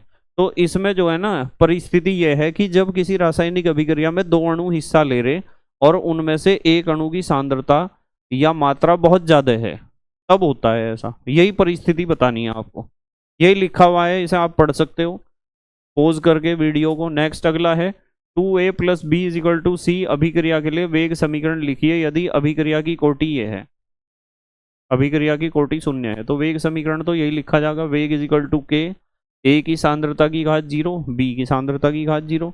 जब शून्य कोटि की अभिक्रिया है तो यही लिखोगे आप। एनसीईआरटी के क्वेश्चन चल रहे हैं, एनसीईआरटी के। नेक्स्ट अगला क्वेश्चन है किसी अभिकारक के लिए एक अभिक्रिया प्रथम कोटि की है, अभिक्रिया का वेग किस प्रकार प्रभावित होगा यदि अभिकारक की सांद्रता दोगुनी कर दी जाए। भाई प्रथम कोटि की अभिक्रिया है तो अभिकारक की सांद्रता दोगुनी करोगे तो अभिक्रिया का वेग भी दोगुना हो जाएगा। अभिकारक की सांद्रता 3 गुनी करोगे तो अभिक्रिया का वेग 3 गुना हो जाएगा। यही तो प्रथम कोटि की अभिक्रिया की खासियत होती है कि अभिकारक की सांद्रता जितने गुनी करोगे अभिक्रिया का वेग भी उतने गुना ही हो जाएगा। अगला क्वेश्चन है हमारे पास, निम्नलिखित अभिक्रिया 2NO + O2 = 2NO2 के लिए आप वेग नियम को कैसे ज्ञात कर सकते हैं। तो यहाँ वेग नियम बताना नहीं है आपको, आपको ये बताना है कि कैसे ज्ञात करेंगे। हम कैसे ज्ञात करेंगे, इस अभिक्रिया को प्रयोगशाला में कराएंगे और एक अभिकारक की सांद्रता स्थिर करके, एक अभिकारक की सांद्रता स्थिर करेंगे और दूसरे अभिकारक की सांद्रता बदल बदल कर देखेंगे कि किसी एक अभिकारक की सांद्रता बदलने पर अभिक्रिया का वेग किस प्रकार प्रभावित हो रहा है। फिर जिस अभिकारक की सांद्रता आपने स्थिर रखी थी उसकी बदलेंगे अभिकारक की सांद्रता, और जिसकी पहले बदली थी उसकी स्थिर कर देंगे। तो बारी बारी से एक एक अभिकारक की सांद्रता बदल बदल कर देखेंगे, बढ़ाकर कि अभिक्रिया का वेग किस प्रकार प्रभावित हो रहा है किसी एक की बढ़ाकर, और उससे आपको पता चलेगा कि वेग नियम में उस अभिकारक की सांद्रता की घात कितनी लिखनी है, और फिर उन घातों को जोड़ दोगे। इससे आपको क्या प्राप्त होगा, वेग नियम या दर व्यंजक। यही बात यहाँ लिखी हुई, आप पढ़ सकते हो। नेक्स्ट अगला क्वेश्चन है, किस प्रकार की अभिक्रियाओं के लिए कोटि तथा आणविकता समान मान रखती है। तो वो होती हैं सरल अभिक्रियाएं या प्रारंभिक अभिक्रियाएं या प्राथमिक अभिक्रियाएं। ठीक है। नेक्स्ट अगला क्वेश्चन है शून्य कोटि की अभिक्रिया से आप क्या समझते हैं, उदाहरण द्वारा समझाइए, इसके वेग स्थिरांक का व्यंजक लिखिए। कर लोगे, शून्य कोटि की अभिक्रिया के बारे में पूछा गया है। देखो ये सारी बात आपको सिखा रखी है पहले से ही, इन्हें पढ़ सकते हो शून्य कोटि की अभिक्रिया के बारे में। उसके बाद अगला क्वेश्चन है, अभिक्रिया की दर से क्या तात्पर्य है। एकांक समय में अभिकारक या उत्पादों की सांद्रता में जो परिवर्तन होता है उसे कहते हैं अभिक्रिया की दर।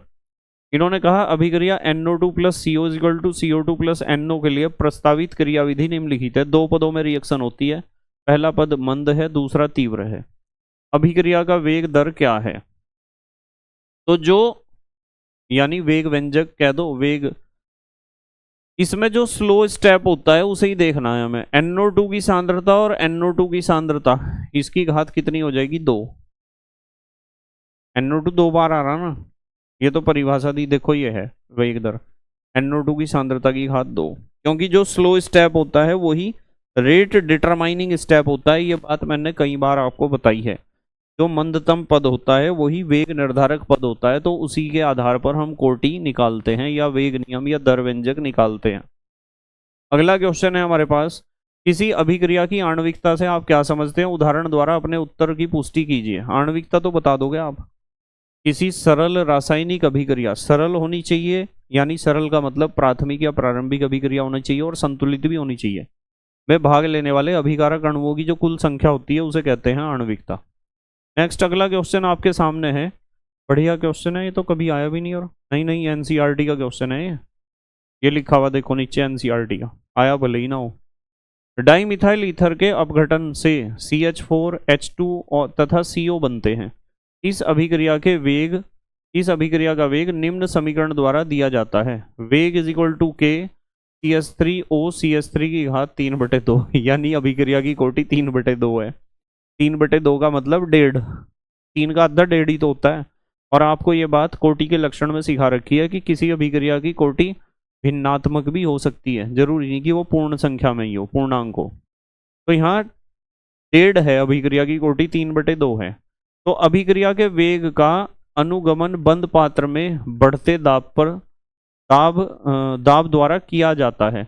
अतः वेग समीकरण को डाई मिथाइल ईथर के आंशिक दाब के पद में भी दिया जा सकता है। बिल्कुल दिया जा सकता है, कोई दिक्कत नहीं यदि गैसीय रूप में। तो वेग इज इक्वल टू के pressure of di methyl ether की घात 3/2।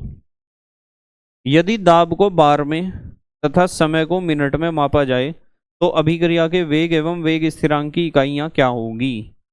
वेग का मात्रक तो बिल्कुल वही रहेगा। देखो वेग का मात्रक तो एक जैसा रहेगा भाई। वैसे तो हमें पता है कि हम वेग का मात्रक होता है एटमॉस्फेयर सेकंड इनवर्स, ठीक है। पर यहाँ हम वायुमंडल या एटमॉस्फेयर की जगह बार लिखेंगे और सेकंड की जगह मिनट, ये तो मात्रक ही होगा।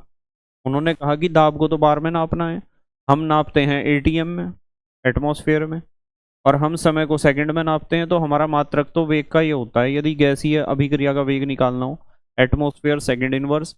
पर इन्होंने कहा कि दाब को एटमॉस्फेयर में ना नाप कर आप बार में नापो, तो एटमॉस्फेयर की जगह तो बार लिख दिया, और कह रहे कि समय को सेकंड में ना नाप कर मिनट में नापो, तो सेकंड की जगह मिनट रख दिया हमने, बार मिनट इनवर्स। के की इकाई बतानी है हमें कितनी होगी, वेग स्थिरांक की इकाई। लो देखो, वेग स्थिरांक की इकाई, इसे निकालने का तरीका गैसीय अभिक्रिया के लिए मैंने आपको सिखाया था, एटीएम की घात 1 - n × सेकंड इनवर्स। पर हमें पता है एटीएम की जगह हमें लिखना है बार की घात 1 - n, और सेकंड की जगह लिखना है मिनट, मिनट इनवर्स। अब n का मतलब अभिक्रिया की कोटि, और यहाँ अभिक्रिया की कोटि कितनी है, 3/2, और ये आ गया आपका मिनट इनवर्स, है ना। तो ये हो जाएगा बार, एक में से डेढ़ घटाना, जब एक में से आप डेढ़ घटाओगे तो कितना बचेगा, माइनस का हाफ। देखो मैं घटा के दिखा रहा हूँ यहाँ, एक में से, वैसे तो ये क्लास है में भी आपने इस क्वेश्चन को करा होगा, देखो ऐसे ही तो करोगे, लघुत्तम 2, ये 2 इधर आ जाएगा, और 1 तिया 3, तो माइनस का 1 ही तो बचेगा, तो माइनस का 1/2 आया मिनट इनवर्स। ये आएगा मात्रक वेग स्थिरांक का, बार की घात -1/2 मिनट इनवर्स। लो देखो यही आ रहा, देखो आ नहीं रहा यही। तो आप ऐसे क्यों नहीं करते जैसे मैंने सिखाया, ऐसे करने की जरूरत नहीं है बिल्कुल भी, जैसे मैं सिखाता हूँ बिल्कुल वैसे ही। अगले पड़ाव पर हम आ चुके हैं 3 नंबर वाले क्वेश्चन पर, लघु उत्तरीय प्रश्न 3 नंबर वाले। जिस क्वेश्चन को हम बार बार डिस्कस कर चुके हैं उसे हम रिपीट नहीं करेंगे, मैं पहले ही आपको बता रहा हूँ। यहाँ पहला क्वेश्चन आप देख पा रहे हो, अभिक्रिया की कोटि से आप क्या समझते हैं। शून्य कोटि की अभिक्रिया के लिए वेग स्थिरांक का मान तथा मात्रक ज्ञात कीजिए। कर लोगे। अभिक्रिया की कोटि का मतलब क्या है, शून्य कोटि की अभिक्रिया का फार्मूला बताना है। क्या क्या क्या बताना है, वेग स्थिरांक का मात्रक, वेग स्थिरांक का मान कैसे निकलेगा और मात्रक। इस क्वेश्चन को ज़्यादा आपने कई बार पढ़ लिया, बहुत बार पढ़ लिया। अगला क्वेश्चन है, अभिक्रिया की कोटि को परिभाषित कीजिए। अभिक्रिया ये दे रखी है कि अभिक्रिया की कोटि आप कैसे ज्ञात करेंगे, भाई ऐसे ही ज्ञात करेंगे कि इस अभिक्रिया को प्रयोगशाला में कराएंगे और बारी बारी से एक एक अभिकारक की सांद्रता बदल कर देखेंगे कि अभिक्रिया के वेग को किस प्रकार प्रभावित कर रही है उस अभिकारक की सांद्रता। उसके आधार पर हम वेग नियम निकाल लेंगे, और वेग नियम जो भी बनेगा या दर व्यंजक या वेग व्यंजक जो भी बनेगा उसमें अभिकारकों की सांद्रताओं की घात जितनी भी आएंगी उन्हें हम जोड़ देंगे। नेक्स्ट अगला क्वेश्चन है, अभिक्रिया की कोटि से आप क्या समझते हैं, उन अभिक्रियाओं की कुल कोटि की गणना कीजिए जिनका वेग यह है। कोटि की परिभाषा दे दोगे, किसी रासायनिक अभिक्रिया के दर व्यंजक या वेग व्यंजक में अभिकारकों की सांद्रताओं की घातों का जो योगफल होता है उसे अभिक्रिया की कोटि कहते हैं। या किसी रासायनिक अभिक्रिया में भाग लेने वाले उन अणुओं की संख्या जिनकी सांद्रता बदलने पर अभिक्रिया का वेग बदल जाता है उसे अभिक्रिया की कोटि कहते हैं।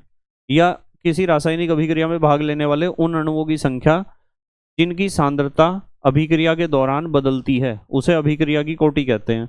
तो अभिक्रिया की कोटि बता दोगे और इन अभिक्रियाओं की कोटि बतानी है।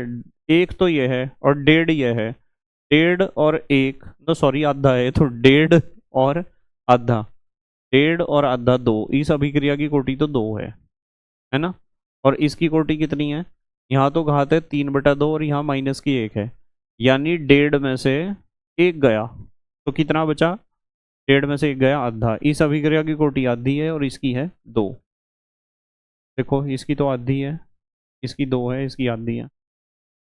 जो वेग नियम या दरव्यंजक होता है ना, उसमें अभिकारकों की सांद्रता जितनी दी होती है उन सांद्रताओं को जोड़ दो, तो अभिक्रिया की कोटि निकल जाएगी सांद्रताओं की घातों को। अगला क्वेश्चन है, अभिक्रिया की आणविकता तथा अभिक्रिया की कोटि में अंतर का उल्लेख कीजिए। अभिक्रिया H2 plus Cl2 is equal to 2HCl शून्य कोटि की अभिक्रिया है। इस अभिक्रिया का वेग समीकरण क्या बनेगा? रेट ऑफ रिएक्शन यानी अभिक्रिया का वेग बराबर के H2 की सांद्रता की घात 0 और Cl2 की सांद्रता की घात 0। अभिक्रिया की कोटि को परिभाषित कीजिए, यह आणविकता से किस प्रकार भिन्न है? एक उदाहरण देकर समझाइए। तो कोटि और आणविकता, ये सारे वही क्वेश्चन है। देखो, तो सबसे पहली बात, अभिक्रिया की कोटि और आणविकता में अंतर बहुत इंपॉर्टेंट है, हर साल पेपर में आता है। एक तरफ तो आणविकता है, एक तरफ कोटि है। यह एक सैद्धांतिक मान है, थ्योरेटिकल वैल्यू है, जिसे अभिक्रिया के आधार पर जिसे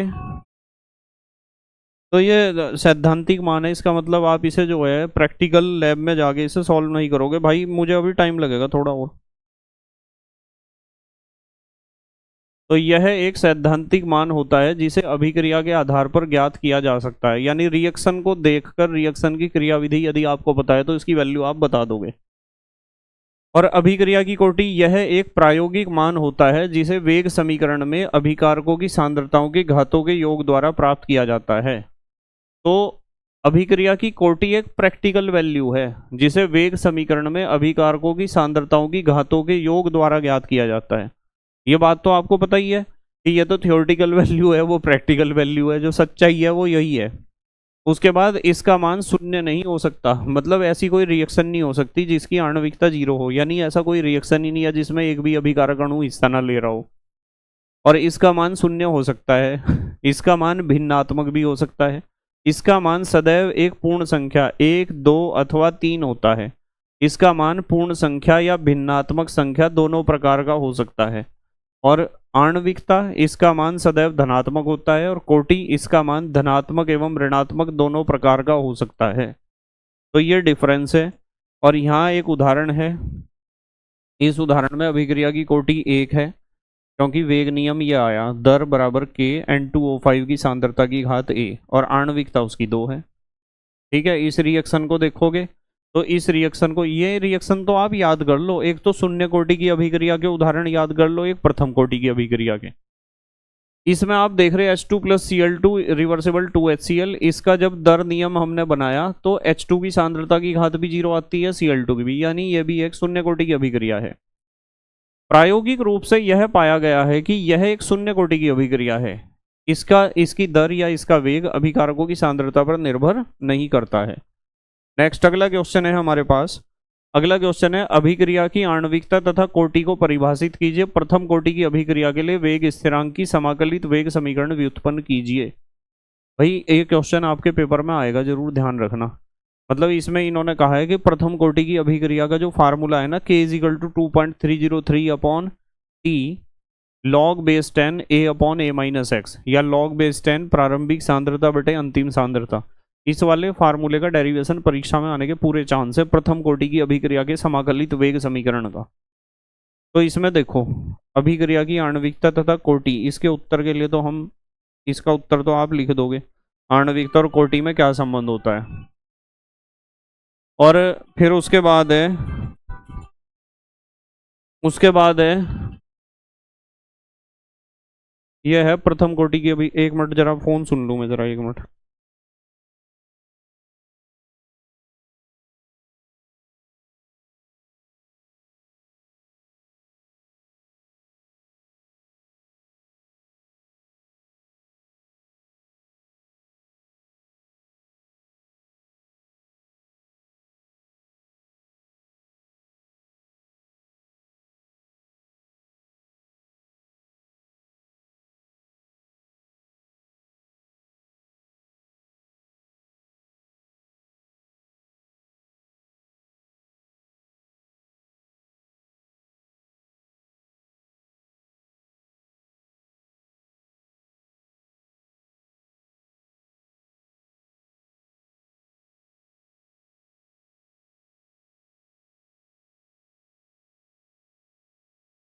हेलो, हाँ ठीक है। देखो, प्रथम कोटि की अभिक्रिया के लिए समाकलित वेग समीकरण, प्रथम कोटि की अभिक्रिया का जो समाकलित वेग समीकरण का डेरिवेशन है, ये बहुत इंपॉर्टेंट है, बहुत ज़्यादा बहुत इंपॉर्टेंट डेरिवेशन है, परीक्षा में जरूर आएगा, ध्यान रखना।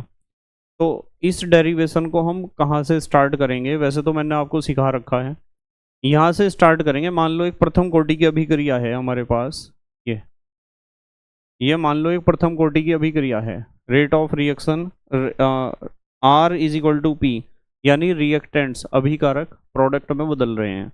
तो इसके लिए जब वेग निकाल लोगे तो minus D R upon D T होगा, minus D R upon D T, ठीक है। D concentration of R upon D T, minus का निशान क्यों आया? क्योंकि रिएक्टेंट के आधार पर आप निकाल रहे हो, इसलिए माइनस का निशान आया, ठीक है। अब हम क्या करेंगे, हम एक काम करेंगे, यहाँ से जो है ना, इसे अलग समझो।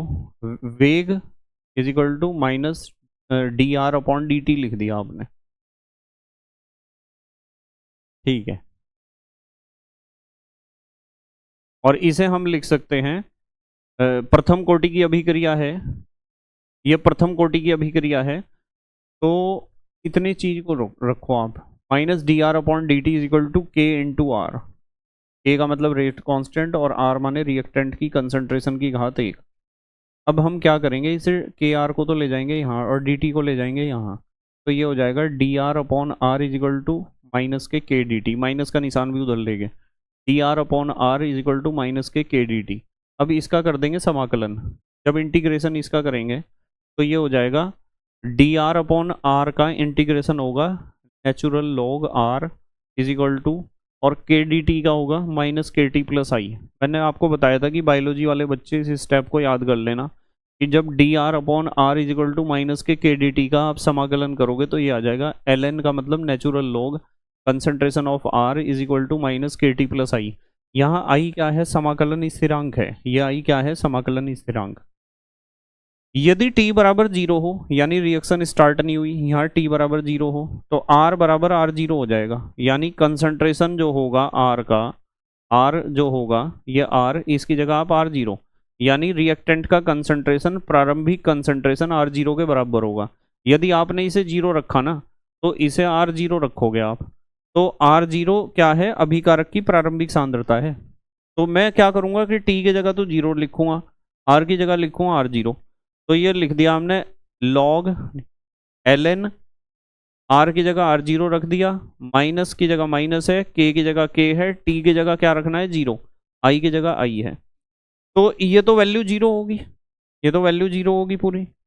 तो यह हमें पता चला आई का वैल्यू कितना निकल के आया? L N R zero. तो आई का वैल्यू निकल के आया एल एन आर जीरो। तो आई की जगह एल एन आर जीरो लिखो, आई की जगह लिखो एल एन आर जीरो, आई की जगह लिखो एल एन आर जीरो, ठीक है। तो यहाँ है समीकरण 1 में आई का मान रखने पर आई की जगह हमें क्या लिखना है? L N R zero. कहाँ है समीकरण 1? यहाँ रखते हैं इसे अभी। तो हम जब मान रखेंगे L N R minus minus K T, I की जगह क्या रखना है? आई की जगह रखना है एल एन आर जीरो। देखो आई की जगह हमने एल एन आर जीरो रख दिया। अब आपको इस बात का पता है कि यदि यहाँ से आप इस के टी को प्लस में ले जाते हो, के टी को प्लस में ले जाते हो, चलो इनके अनुसार ही चलते हैं, कोई बात नहीं। एल एन आर जो का त्यों है, ये एल एन आर जीरो इधर प्लस का तो इधर माइनस का आ जाएगा, और log are minus log R zero, log जब माइनस में है तो अपॉन में चला जाता है, तो log are minus log R zero का मतलब होगा लॉग आर बटे आर जीरो, और ये है माइनस के टी, ठीक है, माइनस के टी,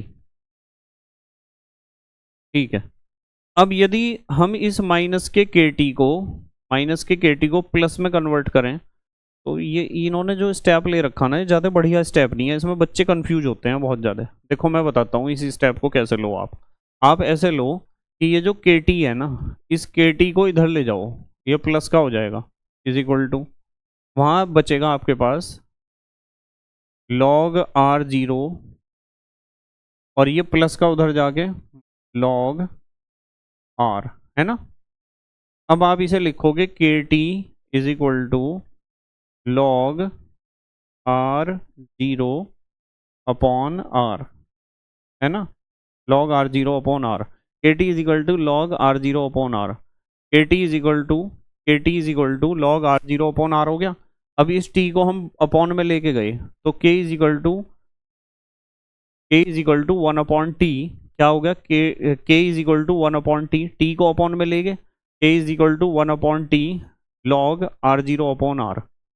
ठीक है, ये यहाँ तक आपको आना चाहिए करना। R0 प्रारंभिक सांद्रता है, R अंतिम सांद्रता है T समय पर जो है।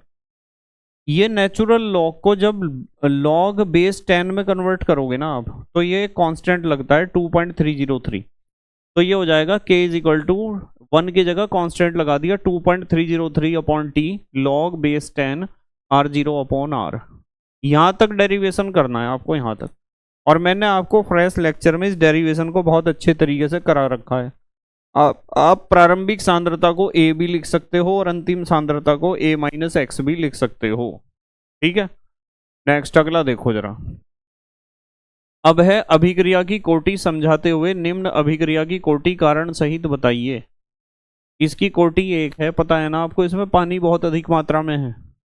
अभिक्रिया की कोटि की परिभाषा बताओ और यहाँ बताओ इस अभिक्रिया की कोटि 1 है क्योंकि यहाँ जल की सांद्रता या जल की मात्रा बहुत अधिक होने के कारण अभिक्रिया का वेग जल की सांद्रता पर निर्भर नहीं करता, केवल इसकी सुक्रोज की सांद्रता पर निर्भर करता है। ठीक है, नेक्स्ट अगला क्वेश्चन देखते हैं क्या है। अगला क्वेश्चन है अभिक्रिया के वेग पर ताप तथा सांद्रता के प्रभाव को स्पष्ट कीजिए। भाई ताप का प्रभाव बता दोगे कि ताप बढ़ने पर अभिक्रिया का वेग बढ़ जाता है, आर्हेनियस समीकरण के द्वारा भी आप बता सकते हो। और किसका प्रभाव, इन सब के प्रभाव बताने हैं। सांद्रता का प्रभाव, अभिकारकों की सांद्रता बढ़ाने पर अभिक्रिया का वेग बढ़ जाता है क्योंकि टक्करों की संख्या बढ़ जाती है। ताप के परिवर्तन पर, ताप बढ़ाओगे तो अभिक्रिया का वेग बढ़ जाएगा। यदि 10 डिग्री इसी टेम्परेचर बढ़ाओगे तो अभिक्रिया का वेग लगभग 2 गुना हो जाएगा। उत्प्रेरक की उपस्थिति, धनात्मक उत्प्रेरक अभिक्रिया का वेग बढ़ा देता है क्योंकि वो सक्रियण ऊर्जा को घटा देता है, जबकि ऋणात्मक उत्प्रेरक अभिक्रिया के वेग को घटा देता है क्योंकि वो सक्रियण ऊर्जा को बढ़ा देता है। ये सबके प्रभाव हो गए। नेक्स्ट अगला क्वेश्चन है 8वां। हम एक अभिक्रिया की कोटि का निर्धारण संतुलित रासायनिक समीकरण द्वारा क्यों नहीं कर सकते हैं? कितना बढ़िया क्वेश्चन है, क्योंकि कोटि एक प्रायोगिक मान है जो वेग नियम या दर व्यंजक या वेग समीकरण से प्राप्त होगी, और वेग नियम, दर व्यंजक या वेग समीकरण हमें मिलेगा कहाँ? प्रयोगशाला की सहायता से। तो आप कोटि को किसी भी अभिक्रिया की संतुलित रासायनिक समीकरण देखकर ज्ञात नहीं कर सकते हो। ठीक है, बहुत बढ़िया क्वेश्चन है, पूरा पढ़ लेना। इसी क्रम में हम आगे बढ़ते हुए आ जाते हैं लघु उत्तरीय प्रश्न के सेकंड पार्ट पर, यानी अगले पड़ाव पर, जो 4 नंबर के क्वेश्चन हैं। और मैंने आपको बताया है कि आज का लेक्चर और कल का लेक्चर पूरा चैप्टर हो जाएगा, पूरे चैप्टर का रिवीजन। कौन कौन से इंपॉर्टेंट क्वेश्चन हैं, किस किस तरह के क्वेश्चन आते हैं, कहाँ कहाँ मुझे आपको हिंट देना है, सारी बातें आपको पता चल जाएंगी कि किस तरीके से आपको पढ़ाई करनी चाहिए। इसमें जो सबसे पहला क्वेश्चन है, देखो कितनी बार आया, 2025 में भी आया। किसी रासायनिक अभिक्रिया के औसत वेग और तात्क्षणिक वेग से आपका क्या तात्पर्य है? अभिक्रिया के वेग पर ताप के प्रभाव को संक्षेप में समझाइए। पढ़ा दिया। अभिक्रिया का वेग क्या है? किसी रासायनिक अभिक्रिया के वेग को ताप किस प्रकार प्रभावित करता है? पढ़ा दिया। अगला, अभिक्रिया के औसत तथा तात्क्षणिक वेग को समझाइए और उन्हें प्रभावित करने वाले 2 कारक बताइए। यह भी हो गया। अगला है अथवा करके औसत वेग और तात्क्षणिक वेग में विभेद कीजिए। औसत वेग के फार्मूले में डेल्टा लिखते हैं, तात्क्षणिक वेग के फार्मूले में डी लिखते हैं, डी। ठीक है, नेक्स्ट अगला क्वेश्चन है हमारे पास अभिक्रिया। अगला क्वेश्चन है अभिक्रिया की दर को समझाइए। अभिक्रिया की कोटि को उदाहरण द्वारा स्पष्ट कीजिए। तो बेटे अभिक्रिया की दर का मतलब अभिक्रिया का वेग, और अभिक्रिया की कोटि आप दोनों चीज बता दोगे, क्या होती है अभिक्रिया की कोटि और क्या होती है अभिक्रिया की दर। पढ़ लिए ना ये तो कई बार आपने। ठीक है, तो ये 50% रिवीजन हमारा कंप्लीट हो चुका है, 50%। अब हमारा 50% बचा है जो कल के लेक्चर में आपको मिल जाएगा, और इसी क्रम में आप तैयारी अपनी करते रहो। और उम्मीद है आज का लेक्चर उन सभी बच्चों को अच्छा लगा होगा, उन्हें पता चला होगा कि हमें कहाँ कहाँ से क्या क्या चीज़ मजबूत करनी है। ठीक है, बस मेहनत और ईमानदारी से पढ़ाई करते रहो और रिवीजन की तरफ पूरा फोकस करो। जो भी आपको पढ़ना है प्लेलिस्ट के अनुसार पढ़ो, रिवीजन करना है प्लेलिस्ट के अनुसार करो। ठीक है बेटे, तो thank you very much for watching this lecture and best of luck for your exam. Okay, bye.